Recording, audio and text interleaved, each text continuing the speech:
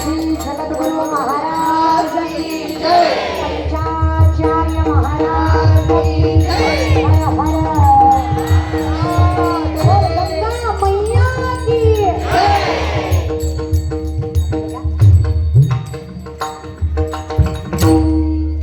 ज्याने मनसोक्त हात वरी करून भजन केले देवही त्याला मनसोक्त जवळ करून, ज्यानं आकुड हातानं भजन केले देव बी त्याला आकुडतेनं जवळ करतो, ज्यानं खालीच ठेवले देव म्हणला तू तसाच बस, काही गरज नाही बाबा तुला माझी मला तुझी, त्याच्यामुळे थोडं मन मोठं करीत जा, भजन मोठ्याने म्हणत जा, की नाही. जय जय शंकर उमाई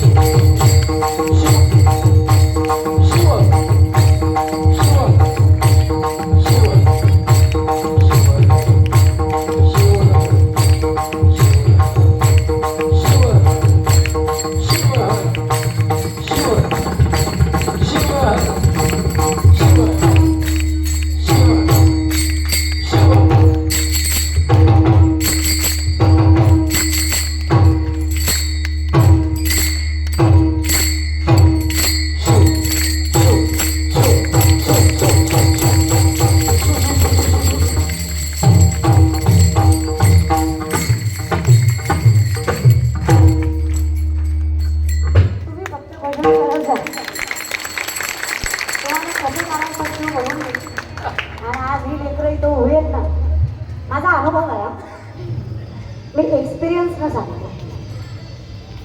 स्पिरिच्युअलिटी आयुष्यात एवढी महत्त्वाची असते ना. काय झालंय, 4 पुस्तकं जास्त शिकली आणि 4 पैसा जास्त कमवला की आजकालची वेल एज्युकेटेड आम्हाला म्हणतात I don't believe in God. Okay, no issue, it's your calling. English is only language. 15-20 दिवस स्पोकन क्लास घेतला, फ्लुएंटली इंग्लिश बोलता येईल तुम्हाला. पण पिढ्या जरी गेल्या तरी भगवंताचं नाव मुखात यायला प्रारब्धच प्रबळ करावं लागेल.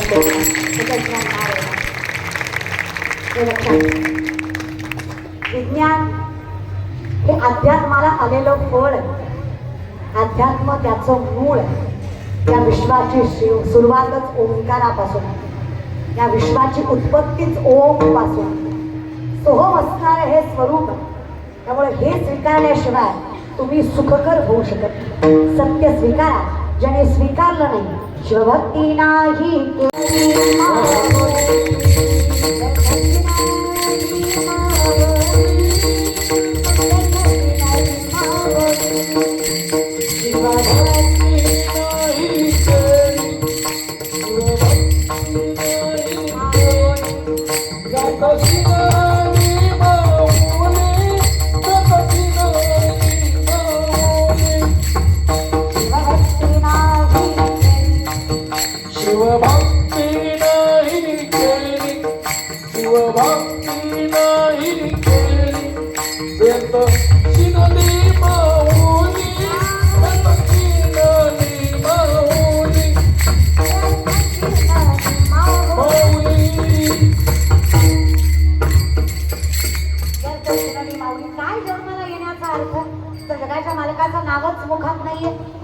पवित्र यदि दान पुण्यम पाद पवित्र यदि तीर्थ यात्रा मुख पवित्र यदि नाम घोष हृदय पवित्र यदि भक्म निष्ठा हाताला पवित्र करायचंय दान करा पायाला पवित्र करायचंय तीर्थयात्रा करा मुखाला पवित्र करायचंय नाम घ्या आणि आयुष्यात हृदय पवित्र करायचंय अखंडितपणे भगवंताविषयी प्रेम प्राप्त करण्यात असू द्या तुम्ही पवित्र पवित्राती अखंडितपणे पवित्र आनंदाचे डोरी आनंद तरंग आनंदाची अंग आनंदती फक्त मुखात नामस्मरण असू पण असं येत नाही बरं काही माणसं म्हणाले निघालो कीर्तनाला गेलो काही म्हणले गेलतो बसलो नाही काही म्हणले बसलो मधनच आलो पटलं नाही काही म्हणले शेवटपर्यंत बसलो कळलंच नाही असं होतं कधी कधी असं का होतं बरे त्याचं कारण आहे आमचं पुण्य कमी तुम्ही देवाच्या दारात बसत नाही हा तुमचा मोठेपणा नाही भगवंत तुम्हाला देवाच्या दारात तुम्ही पुण्यवान झाल्याशिवाय बसू देत नाही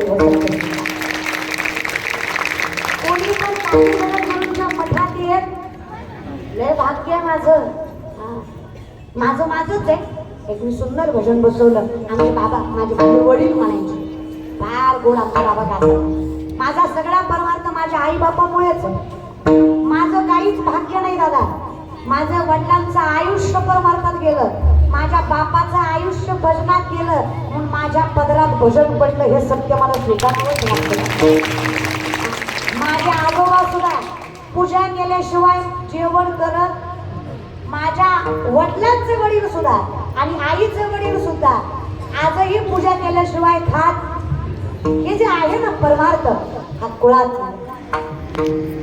माझ्या वडिलांना फार आनंद वाटला की काशी जगद्गुरूंच्या ठिकाणी माझं कीर्तन बाबा जुनं गाणं म्हणायचे ते मी म्हणते मला फार भारी वाटलं तिथे सामर्थ्याने जेव्हा इथं आलो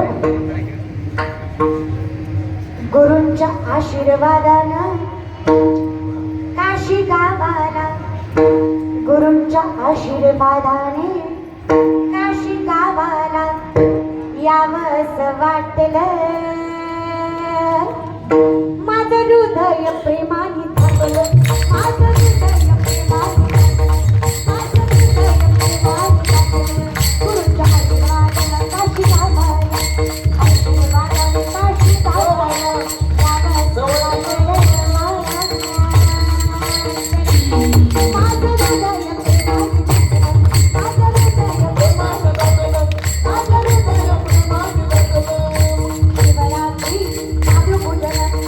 काशी गावाला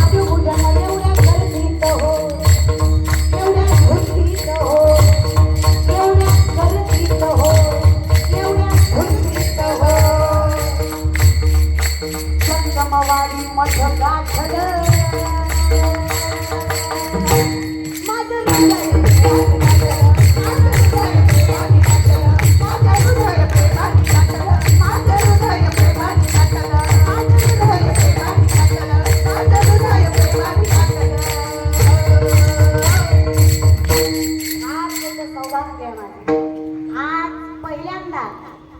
जन्माला आले याचं भाग्य वाटतंय मला की मला इथं संकीर्तन सेवा करण्याची या 20 वर्षात जेवढा परमार्थ केला ते सगळं नाम फळाला आलं की जगद्गुरूंच्या चरणाशी हा कीर्तन रूपे ठेवा मला ठेवता आला तुम्हाला दादा कळतही असेल आणि नसेलही कळत मला माहित नाही, पण फार लहान होते मी. बाबांनी आठवत असेल, फार लहान होते मी, एक 5 ते 4 वर्षाची असेल.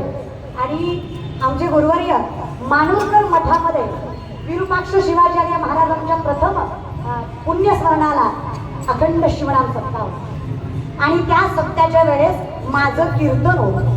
मी फार लहान होते, फार 5-1 वर्षाची असेल.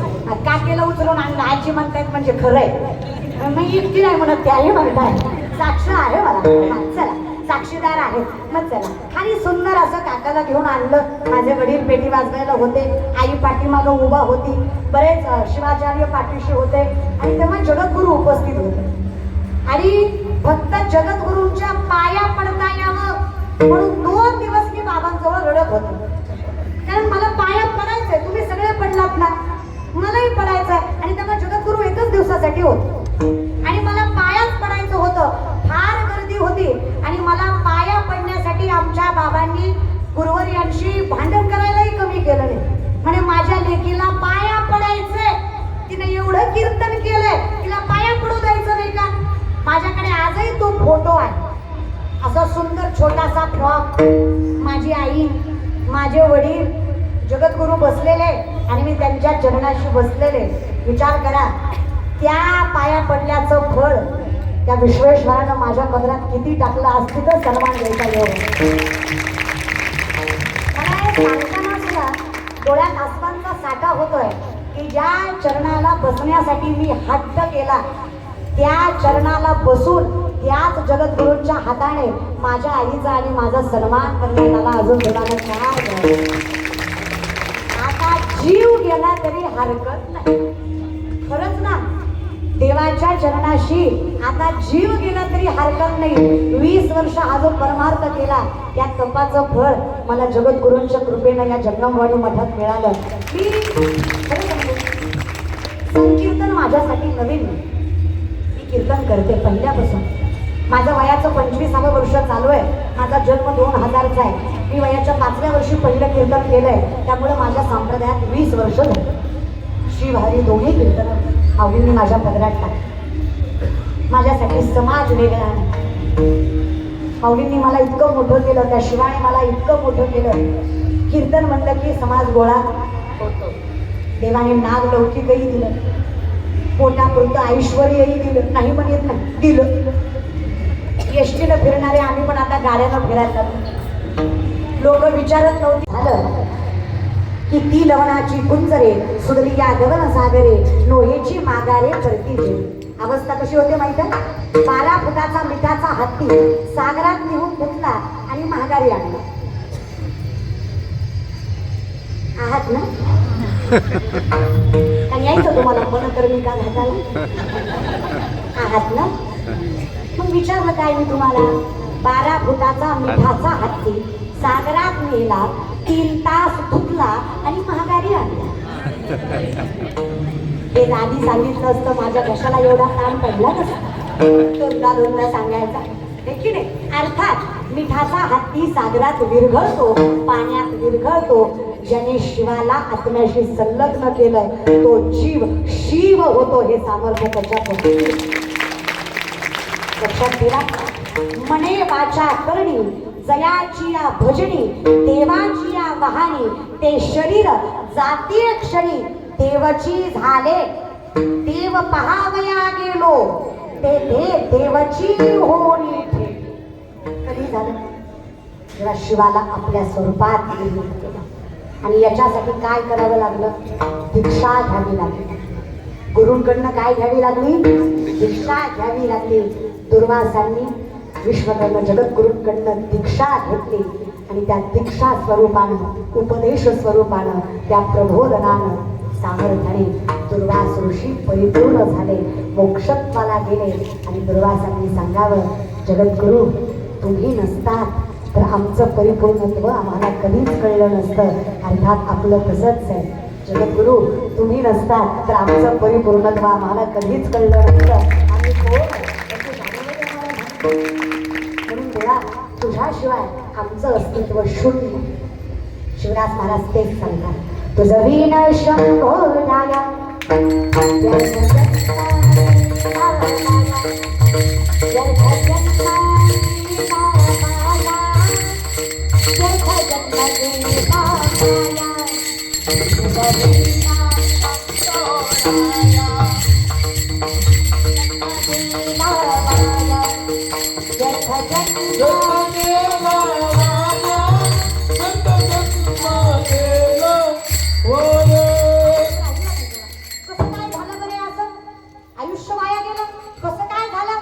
भक्ती नाही त्या शिवाची भक्तीच नाही केली.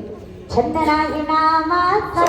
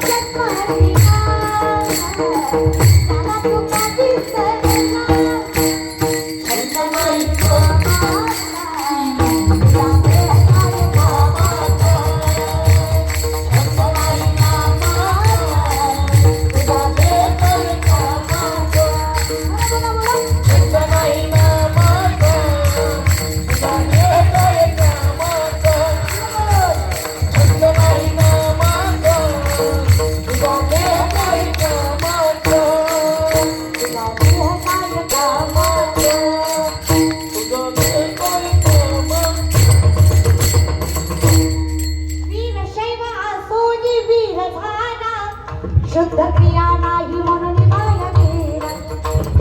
वीरशैव आसोनी वीरधान, शुद्ध क्रिया नाही म्हणून माया गेला. काय नाही सांगा, वीरशैवासारखा धर्म मिळाला पण इष्टलिंगाची दीक्षा घेतली, कसं जीवशिव एकत्र होणार आहे. आणि जर नाहीच भक्ती केली तर कसं काय ती जन्मदाती माय सुखावणार आहे आणि ते जन्मदाता बाप सुखावणार आहे. हे ज्याने दिलंय त्याची कृतज्ञता बाळगण्यासाठी भजन हवं प्रेमाने. दोन्ही हात वर प्रेमाने. शिवरात्र आळस घेऊ नका. मला माहित आहे तुम्हाला भूक लागली, काळजी करू नका. हा, भजन केलं की भोजन मिळतं. आम्हाला विचारा, काहीच नाहीये. मी फक्त गुरुच्या चरणावर मस्तक ठेवलंय. त्या शिवाने मला इतकं मोठं केलंय. आज पात्रता नसताना लोक आमच्या चरणावर मस्तक ठेवतायत. अजून देवानं किती द्यावं केला, खूप दिलंय त्याने, खूप. हा, फक्त त्याच्यासाठी भजन. दोन्ही हात वर प्रेमाने. वा, नमः शिवाय, ओम नमः शिवाय, हर हर भोले, नमः शिवाय, नमः शिवाय,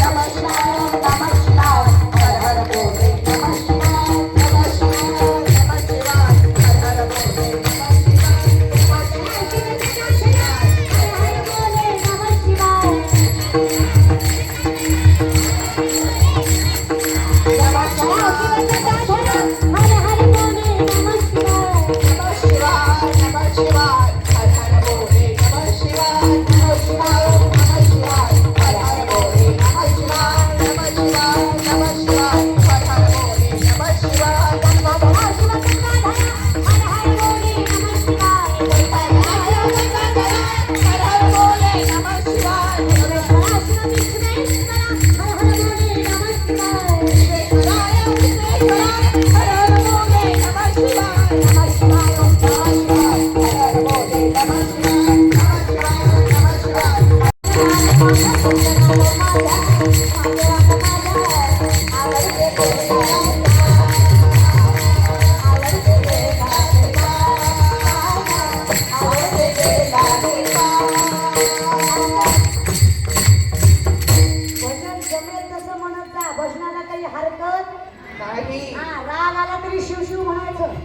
हातानं भांडायचं, तोंडानं शिव म्हणायचं. नवऱ्याचा फार राग आला ना, शिव शिव शिव शिव शिव. देव काही पाप नाही करत तुम्हाला आणि माझा शिव तर नाहीच करत. मला सांगा, मध रागाने खाल्ला, गोड लागत नाही का? लागतो का नाही? विष प्रेमानं पिलं, मरत नाही का? मरत. घरी गेल्यावर बघा, काशीत काही करू नका. काशी सुखानं करा, नाही का घरचे म्हणतील काशीला गेला आणि काशी करून आला असं नको व्हायला. काशी मोक्षाचं ठिकाण आहे, पण महाराज आमच्यासाठी जगणं सुद्धा, भगवंताचं नाम घेणं सुद्धा तेवढंच भाग्याचं आहे. फार मोठं भाग्य की देवाच्या बापाचं नाव घेणं. एकदा त्या शिवाचा शंख कानात पडला ना, सगळ्या भूतबाधा, सगळा द्वेष, सगळा मत्सर, सगळी वासना एका क्षणात निघून जाते आणि जीव शिव होतो. शंख वाजला नाद ऐकिला, शंख वाजला नाद ऐकिला, शिवनामाच्या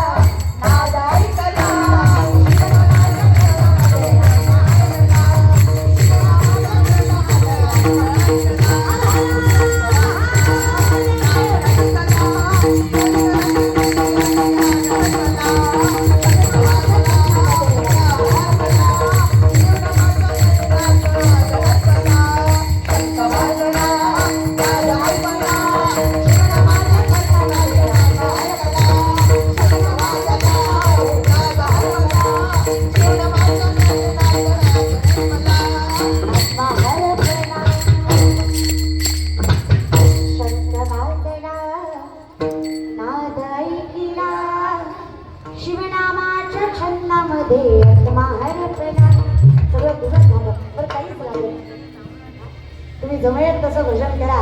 देव काही पाप करत नाही, फक्त भजन सुंदर. भजनात नशा असावी, विनंती एवढीच आहे, नशेत भजन नसू नये. हा, कोणीतरी म्हणलं शंकरांना चालतं भांग गांजा की नाही, म्हणलं देवानं विषयी पेलं, तू पे, तुम्हाला सोसेल का? मग देवाची बराबरी करायला जायची तर शिव स्वरूप आत्मसात करण्यासाठी, अर्थात आम्हाला ते समजून घेण्यासाठी हा सुंदर असा वीरशैव धर्म मिळाला, इष्टलिंग मिळाला. या इष्टलिंगामुळे जगाचा बाप अजून जवळ आहे, ब्रह्मांडाचा नायक अजून जवळ आहे. मी तुम्हाला अगदीपणे गुरुवर यांच्या दारात सांगतो, वीरशैव म्हणजे ज्याने सगळ्या षडविकारावर सामर्थ्याने मात करून आपलं वीरत्व श्रेष्ठ केलं असा एकमेव धर्म. शास्त्रामध्ये वर्णन करताना सांगितलं जातं, किड्या मुंग्यापेक्षा पशु बरा, किड्या मुंग्यापेक्षा पशु बरा, पशुपेक्षा प्राणी श्रेष्ठ, प्राण्यामध्ये मानव प्राणी श्रेष्ठ, मानवामध्ये ब्राह्मण श्रेष्ठ, ब्राह्मणामध्ये कर्मकांड करणारे ब्राह्मण श्रेष्ठ, त्याच्यामध्ये ज्ञानी श्रेष्ठ. पण या ज्ञानापेक्षा, या ज्ञानी ब्राह्मणांपेक्षा सुद्धा जो अखंडित शिवाला स्वतःच्या देहाशी घेऊन फिरतो तो वीरशैव श्रेष्ठ. त्याने देवाला एक रूप केलं. त्याला त्या मंदिरातला देव घ्यायच्या आधी त्याने तो शिव स्वतःच्या तळहातावर घेतला. त्याला त्या शिवाकडे बघून सगळी दुरावस्था विसरून जायचं सामर्थ्य मिळतं. आणि हा एकमेव धर्म आहे जिथे कुळ, गोत्र, जात, पंथ, वय, मर्यादा, सामर्थ्य, लौकिक विचारलं जात. इथे पुरुष स्त्री एक. इथे पुरुषाला इष्टलिंगाचा अधिकार आहे, स्त्रियांना इष्टलिंगाचा अधिकार आहे. इथे ज्याने कोणी दीक्षा घेतलीये तो वीरशैव झाला.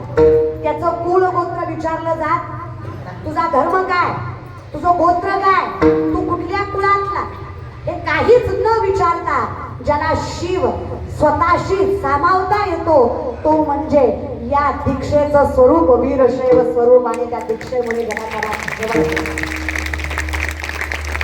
तुम्ही जी दुपारी इष्टलिंगाची पूजा केली ना, ही जीवाचं आणि शिवाचं मिलन आहे. परमात्म्याचं आणि तुमच्या जीवात रुपये कमावले, 10 रुपये देवाला गेले, न्यायोपार्जित वित्तस्य दशम अंशेन धीमहि कर्तव्यो विनियोगस्य ईश्वर प्रीत्यर्थ इवच.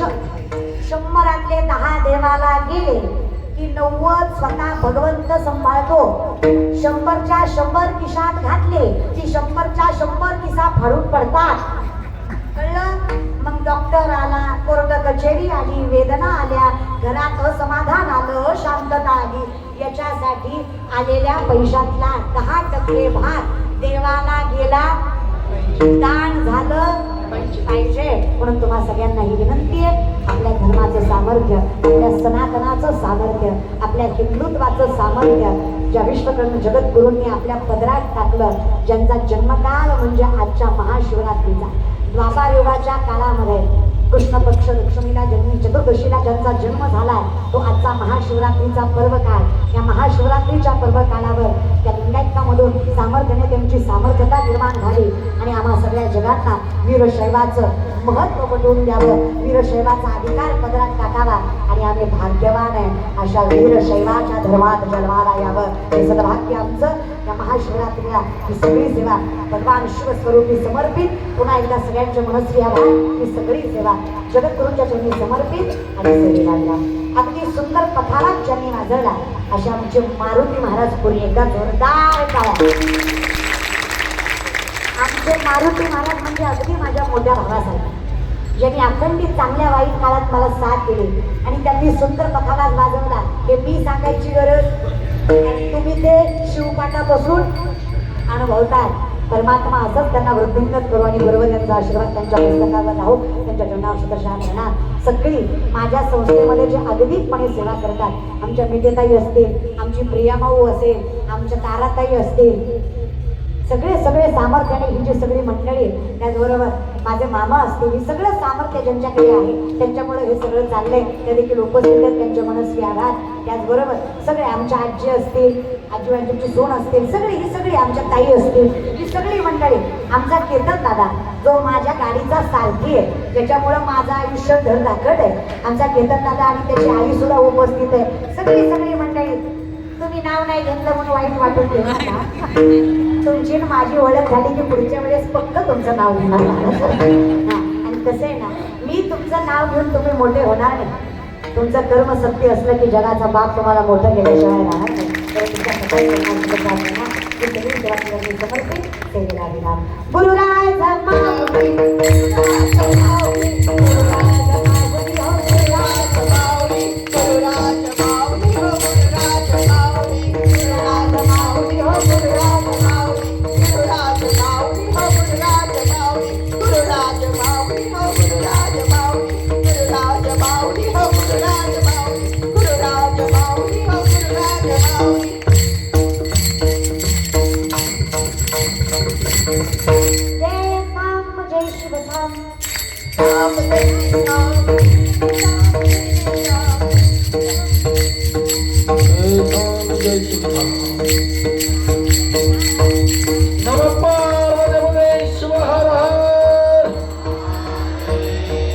जगद्गुरु पंचाचार्य महाराज